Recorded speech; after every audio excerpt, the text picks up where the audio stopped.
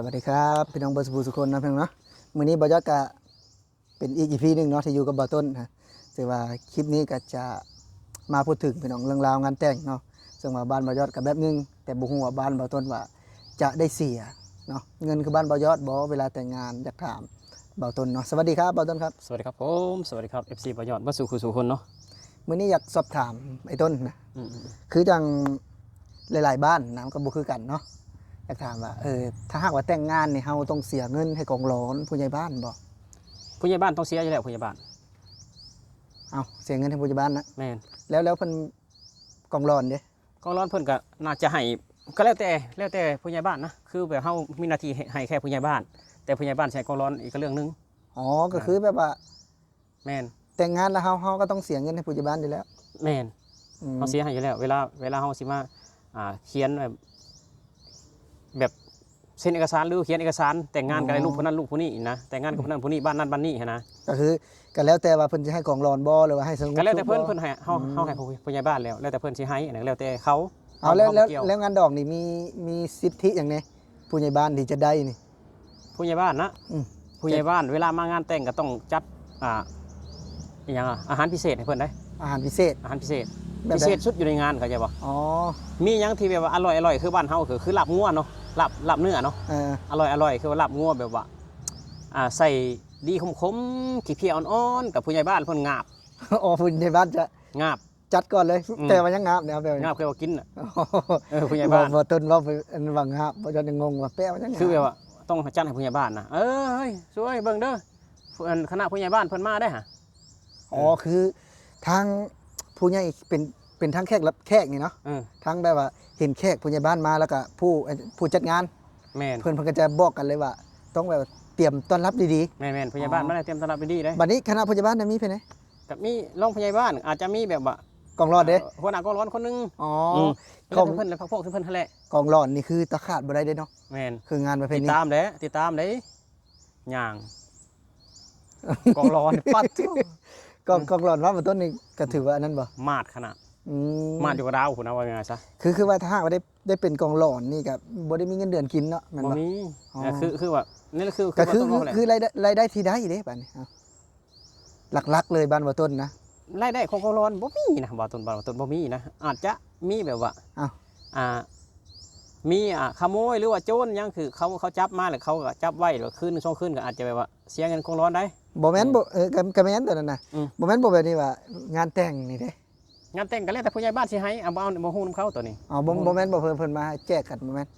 ก็บ่ฮู้เขาผู้ใหญ่บ้านสิให้เขาหรือบ่หั่นนะ อ๋อ บ่ฮู้ แต่ว่าต้องได้เลยเนาะ แม่นอาจจะต้องได้แต่ว่า บัดนี้เป็นงานบุญประเพณีเด้บัดนี้ บุญประเพณีก็อาจจะได้อยู่แบบว่าทำที่ฝากรถที่จอดรถ อ๋อ คือว่ารับเหมาจากวัดเนาะคือแบบว่าประมูลจากวัดมาเนาะคือว่าวัดอยากได้2 ล้านนี่คือว่าคนหน้ากองร้อนหรือว่าคนอื่นนะรวมกันกองร้อนก็คือแบบว่าประมูลเนาะประมูล2 ล้าน แล้วก็เฮ็ดแล้วก็โมไซค์มางานบุญประเพณีก็เอาเข้าหันเนาะสมมุติเจ้าได้5 ล้านเจ้าก็ให้วัด2 ล้านเจ้าเอา3 ล้านมาจะได้ส่วนนี้นะมันบ่แม่นแต่ว่าสีกองร้อนแบบว่าได้อยู่ผู้เดียวเด้คือคนอื่นสามารถประมูลได้คือกัน อ๋อทุกคนก็สามารถได้ แม่น แล้วผู้ใดเป็นยามบัดนี้ ก็รวมกันกองร้อนอยู่แล้วกองร้อนอาจเขาจะจ้างคืนละ50,000หรือว่าคืน50,000 80 บาทนี่นะ อืม คืนละ80 บาทคือว่าให้เจ้าไปดูแลข่อยให้เจ้าคืนละ80 บาทหรือว่า50,000กีบนี่นะ อืม เครื่องดื่มเนาะเครื่องดื่มน้ำเกี่ยวห้วยก็คือว่าเลี้ยงเจ้า โอ้ยเราเบียร์ฟรีว่านี่รถเอาคิดว่าจังนี่ เออ คือเนาะคือบ้านต้นก็ได้อย่างคือบ้านบ่ยอดแบบว่า อืม คือคณะการจัดตั้งเนาะเวลามีงานคอนเสิร์ตนะมาจัดงานแบบนี้เนาะ อืม เพื่อนก็จะเป็นแบบนี้บ่ต้นคือเขาจะให้อยู่แล้วทางบ้านเนาะเพื่อไปรักษาความปลอดภัยเพราะว่าคือบ้านเขาก็คือจะเป็นวงดนตรีเด้จ้างลงเนาะ อืม เป็นวงดนตรีจ้างเดินนะจ้างวัดนะจ้างงานนะก็จะเป็นจ้างลงเพื่อนก็จะให้คณะผู้ใหญ่บ้านเนี่ย3 ลัง 4 ลัง 10 ลังแล้วแต่พื้นที่เนาะพวกนี้ก็คือจะได้กินตรงนี้กินเบียร์ฟรีกองหลอดจะได้กินเบียร์ฟรีตรงนี้ เนาะ แต่ว่าเรื่องเงินตรงนั้นก็อาจจะตั้งห้า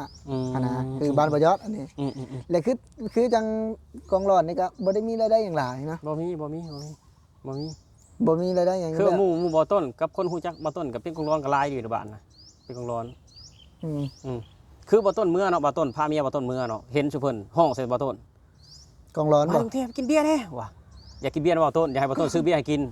บ่ต้นเพราะว่ามักอยู่แล้วคนแบบนั้นน่ะบ่ต้นบ่มักบ่ต้นบ่ปากบ่ต้นก็ย่างเฉยเลย บัดนี้เขาบ่ได้ว่าบ่ต้นบ่ได้ว่าบ่ต้นคุยบ่ ก็ว่าแล้วว่าบ่ต้นขี้คุยเมียบ่ต้นเอาเป็นหยังคือแบบว่าเข้าห้องใส่ก็คือบ่ปากห้องใส่คือห้องอยากกินเบียร์นะบ่ต้น บ่ได้ห้องถามเนาะ บ่ได้ห้องถามว่าตัวอยู่ดีมีแฮงบ่เฮ้ยตัวอยู่ซ้ายตอนนี้คือว่าอีกแบบนึงอันนี้คือห้องแบบเรียกแน่เฮ้ยเบียร์คือแบบคือว่ามักกินอะไรเบียร์มันเป็นอีหยังก็เดียวก็โรบ่ต้นก็คิดว่า ถ้าหากว่าห้องแบบว่าถามว่าเมื่อยบ่ทำงานเนาะทำงานจะ ตัว ปี อยู่ไสตอนนี้ตัวอยู่ไสเอาเมียอยู่ไสแบบว่าเฮ็ดงานอยู่กรุงเทพเป็นสบายดีบ่เฒ่าแก่ใจดีบ่มีเงินมีทองจังได๋เฮ้ยอันนี้เฮ็ดหน้าเฮ้ยเลี้ยงได้เบียร์มื้อแลงเฮ้ยเลี้ยงได้ เออ บ่ต้นถามว่าบ่ต้นกินบ่กินเบียร์กินแต่ว่าบ่ต้นคือบ่ได้ปานนั้นบ่ได้แบบว่าอยากปานนั้นก็เดียวโรหั่นนะคือว่า ยากคนที่ คือว่าสังคมบ้านเฮาคือว่าอยู่ในบ้านน่ะห้องใส่บ่ต้น5คนน่ะคือทำกินเบียร์หมดสังคมบ้านเฮามันเป็นแบบนี้ คือคนมาทำงานเนาะ อืม ต่างประเทศ อืม เฮาเนี่ยเนาะหรือว่าบ่แม่นแต่ว่าประเทศไทยนะ อืม ประเทศอื่น คือคุณกลับไปเขาจะไม่ถามคุณว่าเหนื่อยไหม อืม ทำงานที่ไหนทำงานอะไรได้เงินเดือนเท่าไหร่หนึ่งเลย เลี้ยงล้าง เลี้ยง นั่นก็ เบียร์ คือ หน่อยล้างหน่อย ล้าง บางคนก็ เนี่ย ของฝากของฝากเลี้ยงนะแม่เฮ้ยผู้มาจากกรุงเทพผู้ไทยผู้ไปหาเงินน่ะบ่ต้นทำในใจนะมึงอยู่บ้านมึงคือบ่หาเงินน่ะมึงอยู่เฮ็ดอีหยัง อันนี้บ่ต้นไส้ได้ไรนี่นะ บ่ได้บ่ต้นคิดในใจนะ มึงอยู่บ้านมึงคือบ่หาเงินน่ะอยู่ไสก็หาได้เงินน่ะอยู่ไสก็หาได้แค่ว่าจะกินปานนั้นนะแบบว่านี่แหละสังคมมันยังบ่พัฒนาสังคมแบบว่ายังจะกินกับคนอื่นแบบว่าคือแบบสังคมบ่ได้กลุ่มตนเองเข้าใจบ่คือห่วงแต่เรื่องกินน่ะ ถามว่าบางคนนะ อืม ก็ถามว่าเขาก็จนบ่บางคนเขาก็มีเงินนั่นแหละแต่ว่าด้วยสังคมเฮาเนาะ อืม ด้วยการที่แบบว่า มันชินเคยอืม ไอ้ตัวเนาะมากะว้ายหมอนี่มีเงินมีคำนะซื้อเบียร์ให้กินแน่นะ อืม เฮามีก็เงินของเฮาเนาะ อืม คันสมมุติว่าคือเฮามองนะแต่คือเฮาเนี่ยเฮามาอยู่ประเทศไทยเนี่ยเฮากับมองเบิ่งว่ามันเป็นแบบอย่างที่ดีนะ แน่ๆ เนาะอยู่ในประเทศไทยนี่ก็คือเฮาก็อยากเอามาปรับมาใช้เนาะอย่างยกตัวอย่างว่าเงินเนาะเวลาเห็นท่านเห็นนี่ก็มีแต่เสียเงินนะถ้าหากว่าเสียเนี่ยเฮาก็บ่ได้ว่าสิบ่เต็มใจเสียนะถ้าหากว่าคือถ้าหากว่าเสียอย่างใดอย่างหนึ่งเนาะเอาไปหยังเงินนี่นะ ก็ให้มันชัดเจนหน่อยตัวเนาะอย่างเช่นเก็บสมมุติว่าเฮายอมเสียแล้วก็เฮ็ดให้เฮาเต็มที่เอาสมมุติว่าทำพาสปอร์ตนู่นนั่นนี่นะเอาทำพาสปอร์ตนี่คือจำกะผู้ใหญ่บ้านนี่นะบ้านบ่ต้นเสียอะไร บ้านบางต้นนี่นะ200 บาท 200 บาท แม่น ตามนั้นมันบ่ได้เสียเด้มันก็มีข้อกำหนดว่ามันจักพันกีบนึงเด้ แต่ว่ามันของกำหนดมันเว้าเอาเข้าใจบ่มันเว้าเอาอะ บัดนี้ลูกบ้านในสมุประท้วงบ่หยังบ่จ้ะ มันก็คือสังคมลาวเฮาให้เขาไปเถอะให้เขาไปเถอะให้ไปเถอะคือว่าตัวง่ายๆคือบ้านเฮาอ่ะบางคนอาจบ่ฮู้หนังสือซะบางคนอาจจะบ่ฮู้ซะว่าการทำพาสปอร์ตนี่กฎหมายมันออกมาเท่าใดค่าเสียธรรมเนียมเท่าใดมันบ่ได้ฮู้เลยเข้าใจบ่มันบ่ฮู้เลย คือจังบ่เจ้าจะถามเมียบ่ทนบ่หรือว่าไผว่าน่าจะน้องมนต์บ่แต่ว่ายังบ่รู้จักกับบ่ทนนะบ่เจ้ายังบ่รู้จักบ่ทนถามเขาเฮ็ดพาสปอร์ต 8,000 บาท เฮ็ดพาสปอร์ตอยู่ลาวน่ะแท้จริงเฮ็ดพาสปอร์ตน่ะมันแค่ตอนนั้นนะณตอนนั้นมันแค่เท่าใดก็ 6-7 แสนกีบนึงนะตอนนั้นนะเฮ็ดพาสปอร์ตนะ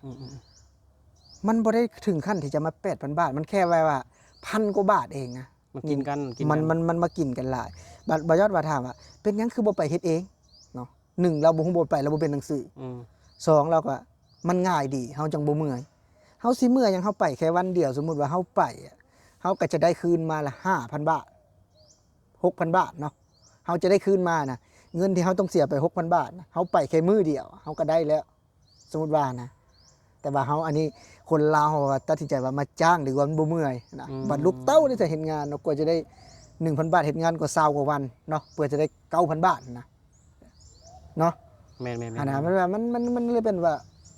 มันมักง่ายซะหลายกว่า ง่ายบ้านเฮามักง่ายบ่นั่นมักง่ายก็เจอกับคนโกงกินอีกบัดนี้มันลำบากทุกคนลำบากแฮง แต่ว่าคนเฮ็ดเขาก็เฮ็ดเนาะเขายื่นข้อเสนอซำนั้นนะ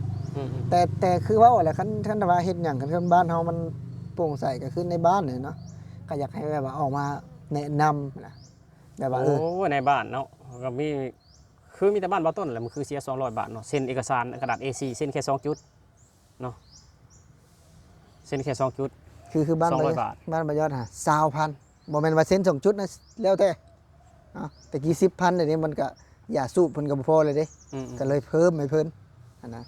เพราะว่ารายได้ ต่อต้นน่ะ บ่ได้หลาย200นี่คือต้องจ่ายเลย 2จ่ายเลย200 เอาสมมุติว่าหลายได้ซะก็เพิ่มกันอีก สมมุติ บ่ฮู้แล้วว่าหลายบ่เอกสารหยัง บ่สมมุติว่าเฮาเฮ็ดเอกสารปั๊บ6-7หน้าได้ซะบัดนี้หรือว่าต้องให้เรากรอกให้พร้อมนี่ก็ต้องมีแล้วหนึ่ง บ่ต้องกรอกนะคือแบบว่าฟอร์มเฮ็ดพาสปอร์ตนี่คือบ่ต้นก็กรอกเองเป็นอยู่แล้วบ่ต้นก็เขียนภาษาลาวอ่านภาษาลาวได้อยู่แล้ว เอาวัดผู้เขาอ่านบ่เป็นเขาเขียนบ่เป็นเด้ โอ้ก็เขียนให้เขาก็สิเมื่อยปานนั้นบ่ เอาก็ยันบ่แม่นบ่เขาเขียนราคาเขียนนี่ก็ล้านหนึง คือว่าเขาเป็นผู้ใหญ่บ้านเนาะเขาต้องดูแลลูกบ้านนะบ่แม่นสิไปคูดที่ลูกบ้านน่ะซั่นบ่ต้องเป็นซั่นเขาสมัครมาเป็นเฮ็ดหยังคันตัวเฮ็ดตัวนี้บ่ได้เนาะคือว่าอันนี้คือเขามาแล้วก็เว้าได้เว้าเอาหั่นมันบ่ได้ บ่ได้บ่ต้นก็ยังเสียใช่มั้ยเนี่ย ก็เสียแต่บ่ต้นก็เสียหาเนาะแต่ว่าเสียก็เริ่มอันนั้นอยู่บ่ต้นก็เริ่มต่อต้านอยู่คือตอนนี้ก็ผู้ใหญ่บ้านบ่ว่านำบ่ต้นแล้วตอนนี้ เอาเป็นหยังบ่ต้นคือบ่ส่วนหมู่หันไปเขาต้านเพิ่น โอ้ยก็คือว่าแล้วบ้านเฮาก็คือว่าหั่นแหละบ้านเฮามันก็เป็นแบบนั้นล่ะ บ้านบ่ยอดสิบ่ได้เด้บ้านบ่ยอด อืม ถามว่าบ้านบ่ยอดมีจุดที่บ่ดีคือบ้านบ่ต้นนี่ก็มีหลายนะแต่ว่ามีจุดที่แบบว่าอาจจะคือบ่ยอดเว้านี่ล่ะเรื่องปั๊มนี่นะคือสมมุติว่าไปเฮ็ดนั่นนี่ไปปั๊มนี่ต้องเสีย200รถ แม่น อ้าวบัดผู้บ่มีเงินได้ซะบัด ไม่งั้นต้องเสียติดหนี้ได้คือหมู่บ่ต้นเว่าผ่านมา3 ปียังทำเอาอยู่ เออ ผ่านมา3 ปียังทำเอาอยู่หมู่บ่ต้นเว่า คือมันบ่ได้เสียอยู่แล้วเนาะค่าน้ำมึกเนาะค่าตาประทับการรัฐบาลเพิ่นเอามาให้อยู่แล้ว แม่นบ่เนาะถ้าหากว่าคือเฮาเฮ็ดงานถ้าหากว่าเป็นเอกสารที่แบบว่าเฮาอาจจะเฮ็ดดำเนินให้ลูกบ้านจังซี่นะคือแบบว่ามันยังยากเฮาได้กรอกนู่นนั่นนี่เนาะก็สิว่าไปอีกอย่างหนึงแต่ว่าอันนี้ไปปั๊มนี่เสียรถ แม่น อืม เสียเลย ถ้าหากว่าเบาต้นนี่เฮ็ดผู้ใหญ่บ้านเบิ่งนี่เบาต้นอยากเล่าหยังกับเพิ่น ก็อยากฝากบอกอย่ากินหลาย มันแพงเพิ่นบ่200นี่ บ่แบบว่าเฮาเป็นผู้ใหญ่บ้านเฮาต้องคิดในใจเฮาเลยว่า เรามาช่วยลูกบ้าน เรามาดูแลลูกบ้าน สิ่งไหนที่เราช่วยเหลือเขาได้ เราก็ช่วยเหลือเขาบ่แม่นว่าสิมาแหบเขาสิมากินเขาบ่ได้ มันยิ่งเฮ็ดให้บ่แม่นบ้านพัฒนาบ้านจนขึ้น แม่น อืม คันถ้าเจ้าเฮ็ดตัวนี้บ่ได้เจ้าก็บ่ควรมาเป็นผู้ใหญ่บ้าน คือกับครูนั่นแหละถ้าเจ้าบ่อยากสอนลูกศิษย์เจ้าก็บ่สมควรมาเป็นครู อืมอ่ะสำหรับคลิปนี้เนาะหมอยอดกับบาต้นพี่น้องขอบคุณเนาะพี่น้องทางฝั่งไทยพี่น้องที่ติดตามและรับชมเนาะที่คอยซัพพอร์ตเบิ่งคลิปเนาะและก็สิ่งต่างๆ ที่ได้รับจากพี่น้องคนไทยนี่หลายมากๆพี่น้องเนาะสำหรับคลิปนี้หมอยอดกับบาต้นสิขอลาพี่และน้องไปก่อนพี่น้องสวัสดีครับ สวัสดีครับผม